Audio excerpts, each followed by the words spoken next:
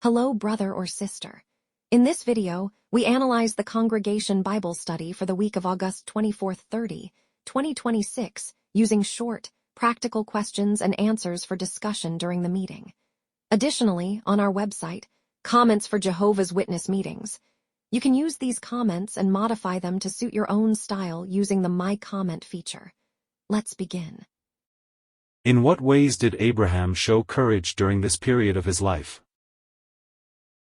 Comment 1. Abraham showed extraordinary courage by obeying when Jehovah asked him to take Isaac to the land of Moriah. This was no ordinary test. Isaac was the son he had waited decades for and whom he deeply loved. Even so, Abraham put his trust in Jehovah above his own feelings.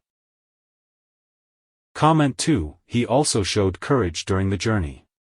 He had several days to think about what Jehovah had asked him to do, and at any point he could have turned back. Yet he kept going because he remembered everything he had already learned about Jehovah's justice, power, and faithfulness. Comment 3. Abraham trusted Jehovah so much that he told his servants that he and Isaac would return. Hebrews explains that he concluded that God could raise his son from the dead. That hope turned a humanly unbearable situation into a test that he could face with genuine courage. Comment 4. His courage lasted right to the final moment. He prepared the altar, arranged the wood, bound Isaac, and raised the knife. He stopped only when Jehovah's angel told him to. In this way, he showed that his obedience was not merely in words, he was willing to go as far as Jehovah directed him. Comment 5. Abraham was courageous because his faith was stronger than what he could see. He did not necessarily understand every detail of how Jehovah would resolve the situation, but he knew God well. He was sure that Jehovah would never act unjustly or allow his promises to fail. 1. What evidence is there that Abraham was a real person? Comment 1. The Bible presents Abraham as a historical person and gives many details about his family and the places where he lived. Ancient tablets contain names identical to those of some of his relatives, such as Peleg, Serug, Nahor, Terah, and Haran, which fits the historical setting described in Genesis. Comment 2. Archaeology has also identified Ur of the Chaldeans, the city Abraham left. Its ruins are in the region corresponding to southeastern modern-day Iraq.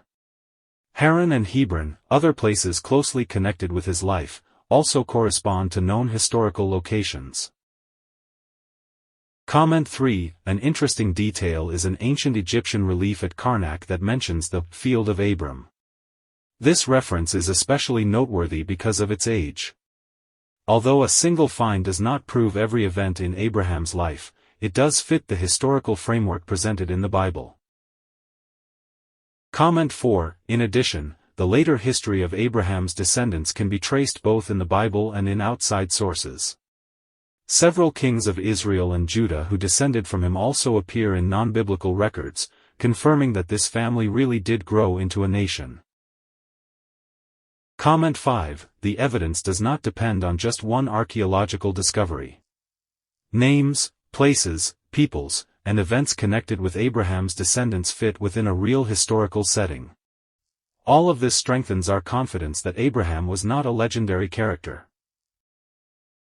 2. Who may have taught Abraham about Jehovah? Comment 1. It is quite possible that Shem, one of Noah's faithful sons, taught Abraham about Jehovah. Their lives overlapped by about 150 years, so Abraham could have had direct contact with someone who had survived the flood and remained faithful to the true God. Comment 2. Shem would have been an extraordinary source of spiritual knowledge.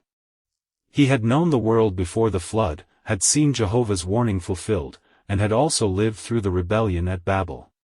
He could pass on experiences that he himself had witnessed. Comment 3. This is especially interesting because Abraham grew up in Ur, where idolatry was widespread and even his own father had worshipped false gods. In that environment, the teaching and good example of a faithful man like Shem could have greatly strengthened his faith. Comment 4. We cannot say for certain that Shem personally instructed Abraham, but the possibility fits well with Bible chronology. What we do know is that Abraham came to know Jehovah deeply and developed a very close relationship of trust with him. Comment 5. This also shows the value of passing faith from one generation to another. An older, spiritually mature person can share experiences and knowledge that greatly strengthen younger ones. Later, Abraham did the same by teaching his own household about Jehovah. 3. What made Jehovah accept Abraham's worship? Comment 1. Jehovah accepted Abraham's worship because it sprang from sincere faith. His sacrifices were not mere rituals. His life showed that he truly trusted God, obeyed his instructions, and wanted to give him his best. That is why his faith came to be counted as righteousness. Comment 2. Abraham also directed his worship correctly.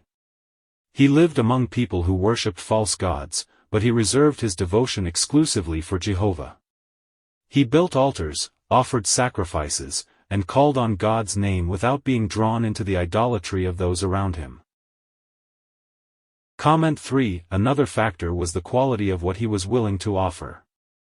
The case of Isaac showed just how far his willingness to give Jehovah what he valued most extended. God did not allow him to sacrifice his son, but he saw perfectly what was in Abraham's heart. Comment 4. He also followed the way Jehovah directed. When he received specific instructions, he was willing to obey them exactly. This shows that true worship is not simply a matter of having good intentions but also of respecting the way Jehovah wants to be worshipped. Comment 5. So Jehovah approved Abraham because good motives, faith, obedience, and exclusive worship all came together. His example teaches us that God does not look only at what we do outwardly, he cares very much about why we do it and what place he has in our heart. 4. How does the promise at Genesis 22, versiculo 17 confirm that the Bible is scientifically accurate? Comment 1. Jehovah compared Abraham's future offspring to the stars of the heavens, and to the grains of sand on the seashore. Today we know that the number of stars is immense, far greater than the few thousand that a person can distinguish with the unaided eye. Comment 2. Without optical instruments, on a clear night we can observe only a tiny fraction of the stars that exist. Yet the Bible used a comparison that conveys the idea of a virtually countless number, which fits very well with what astronomy later discovered. Comment 3. It is also interesting that the stars are compared with grains of sand. Both expressions convey the idea of enormous quantities that a human could not count. For people of that time, the true number of stars could not be known simply by looking at the sky. Comment 4. Other Bible passages likewise speak of the army of the heavens as something that cannot be counted. Today we know of galaxies containing billions of stars, and we know that there are immense numbers of galaxies. This modern knowledge makes that Bible comparison even more striking. Comment 5. This detail helps us trust the Bible. It was not written as an astronomy textbook, but when it mentions matters related to nature, it does not have to rely on mistaken scientific ideas that were common in many ancient cultures. How did hope help Abraham to be courageous? How can hope help us to be courageous? Comment 1. Hope enabled Abraham to look beyond what seemed to be happening at that moment. If Isaac died, he was convinced that Jehovah could resurrect him. He focused not only on the possible loss but on God's power and promises. Comment 2. That hope was not just wishful thinking. Abraham had already seen Jehovah do something that seemed impossible, enable him and Sarah to have Isaac when they were very old. That experience had taught him that no situation is too difficult for Jehovah. Comment 3. We can use our hope in a similar way. If we lose someone we love, the resurrection hope does not immediately remove the pain, but it helps us look beyond death and think about the time when we can be together again. Comment 4. Hope can also help us when we suffer from illness, aging, or problems that have no solution at present. Frequently thinking about the new world reminds us that our current difficulties will not last forever and gives us strength to remain faithful. Comment 5. Abraham shows that the more real our hope is to us, the more courage we will have. If we meditate on Jehovah's promises until we can see them with the eyes of faith, it will be easier to make sacrifices and endure temporary losses because we know what He will give us in the future. When an opportunity to preach presents itself, how can we imitate Abraham's self-sacrificing spirit? Comment 1. We can sacrifice some of our free time. Perhaps we had planned to rest or spend a few hours on another activity, but an opportunity arises to preach or accompany someone. Choosing to take part can become a real sacrifice of praise to Jehovah.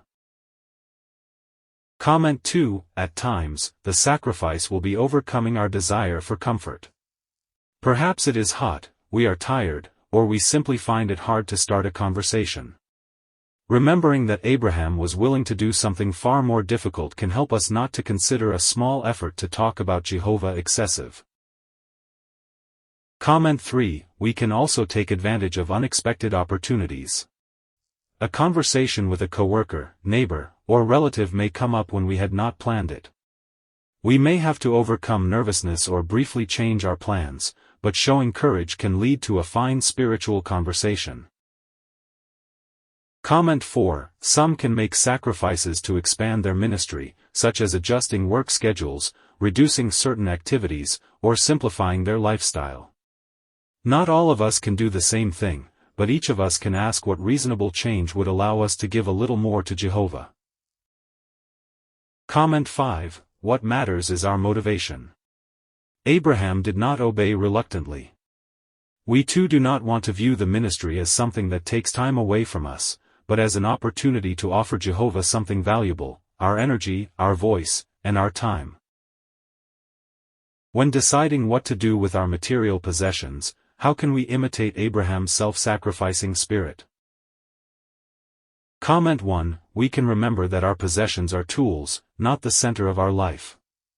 When deciding what to buy or how much to accumulate, we can ask ourselves whether that decision will make it easier to serve Jehovah or whether it will end up consuming too much time, money, and attention. Comment 2. We can also use our resources to support spiritual interests. Perhaps we can contribute to the worldwide work, help with needs related to the congregation, or use our vehicle and other possessions to support the preaching work and our brothers and sisters. Comment 3. A self-sacrificing spirit may lead us to live with a little less if that gives us more time for Jehovah. This does not mean despising material things but avoiding letting comforts become so important that we are unwilling to give any of them up. Comment 4. Abraham was a man with many possessions, but they never came first. This teaches us that the problem is not necessarily having resources, but allowing them to become our main source of security. Our trust must continue to be in Jehovah. Comment 5. We can honor Jehovah with our valuable things. That includes not giving Him only what is left over. When we willingly use some of our resources to support His worship and help others, we show by our actions what comes first in our life. When we learn that a brother or sister needs help, how can we imitate Abraham's self-sacrificing spirit? Comment 1. We can take action rather than simply say that we are sorry about the situation. Perhaps we can bring food, help with some practical matter, provide transportation, or give our time. Often the most valuable help requires sacrificing some of our own comfort. Comment 2. Perhaps a brother or sister needs financial help and we are able to contribute discreetly. It does not necessarily have to be a large amount. Jehovah values the generous spirit with which we use what we have to help someone in need. Comment 3. The sacrifice can also simply involve time. Visiting an older brother or sister, listening to someone who is sad, or accompanying someone who is going through a trial may require us to change our plans, but it can have an enormous effect on that person. Comment 4. We do not want to help only when it is convenient. Abraham was willing to face a very painful test out of obedience to Jehovah. His example can move us to ask ourselves, if I really can do something for this brother or sister, what am I willing to sacrifice? Comment 5. In addition, helping others strengthens the whole congregation. When a person sees that fellow believers are willing to make sacrifices for him or her, that person feels Jehovah's love in a practical way and understands better what it means to belong to a genuine spiritual family. In what other ways can you imitate the courage Abraham showed in this account? Comment 1. I can imitate him by obeying even when I do not know all the details. Abraham did not know exactly how Jehovah would resolve the situation, but he knew God well enough to trust him. I too do not need to understand everything before following Bible direction. Comment 2. I can also meditate on past experiences. When Abraham faced this test, he could remember how Jehovah had acted justly in the past and how he had made Isaac's birth possible. Remembering how Jehovah has helped me before can strengthen me to face a new trial. Comment 3. I can cultivate deep faith before a crisis comes. Abraham did not develop all that trust during the few days of the journey to Moriah. He had spent decades getting to know Jehovah. Similarly, daily study and prayer prepare us for trials we do not yet know about. Comment 4. I can refuse to let my feelings override my obedience. Abraham loved Isaac very much, but his love for Jehovah still came first. We too may have to choose between something we deeply want and what we know Jehovah wants. Comment 5. Finally, I can trust that obeying Jehovah always turns out for the best. At first it may involve sacrifices, pressure, or fear, but Abraham's experience shows that no one can make a sacrifice for Jehovah and end up being the true loser. What does this account teach me about Jehovah? Comment 1. It teaches me that Jehovah deeply understands the pain of losing a child. Abraham's experience helps us imagine, even in a limited way, what it meant for Jehovah to give his only begotten Son so that we could receive life. Comment 2. We also learn that Jehovah is just. Abraham had already seen that God never acts unjustly. That certainty was an important basis for trusting Jehovah even when faced with an instruction that, from a human standpoint, seemed extremely difficult to understand. Comment 3. Jehovah is also almighty. He had enabled Abraham and Sarah to have a son when, humanly speaking, it seemed impossible. That convinced Abraham that, if necessary, Jehovah could even bring Isaac back to life.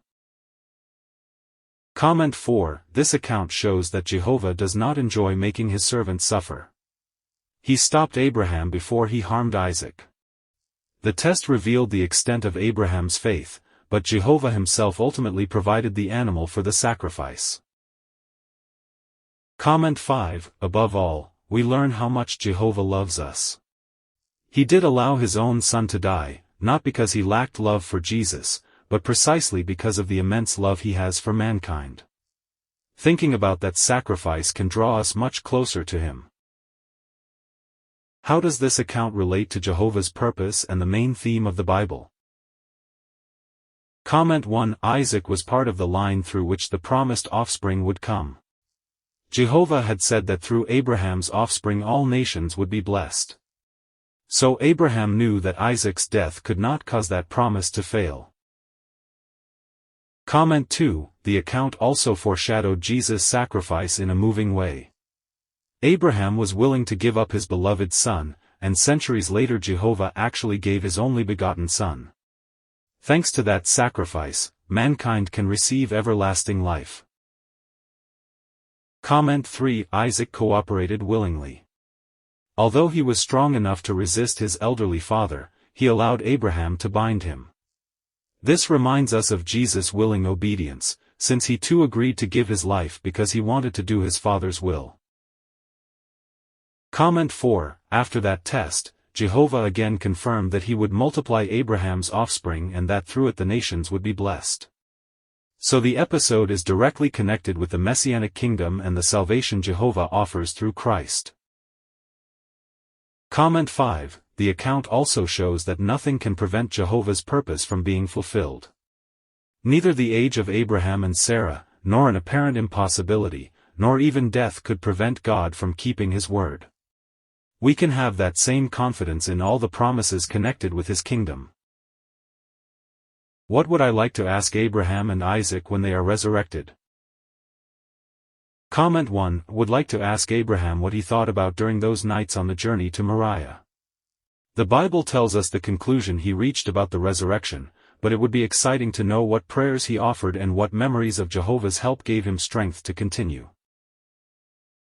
Comment 2. I would also ask him how he managed his emotions when Isaac asked where the sheep for the sacrifice was. It must have been one of the hardest moments of his life. Knowing how he felt could help us understand the depth of his faith even better. Comment 3. Would like to ask Isaac exactly when he understood what was happening. He was stronger than his father, yet he allowed himself to be bound. It would be very interesting to know how much trust he had in Jehovah and in Abraham to cooperate in that way. Comment 4. Would ask both of them how they felt when they heard the angel stop Abraham. After such enormous emotional tension, the relief must have been indescribable. That moment probably strengthened their friendship with Jehovah even more, as well as their relationship as father and son. Comment 5. Finally, I would like to ask them how they will feel when they fully understand that their experience came to represent Jesus' sacrifice. Seeing the complete fulfillment of promises they knew only in part will surely be one of the most moving moments of the resurrection. Thank you so much, dear brothers and sisters, for your time. Please give the video a big thumbs up and share it if you'd like. Remember to subscribe to our YouTube channel. It's free. See you in the next video.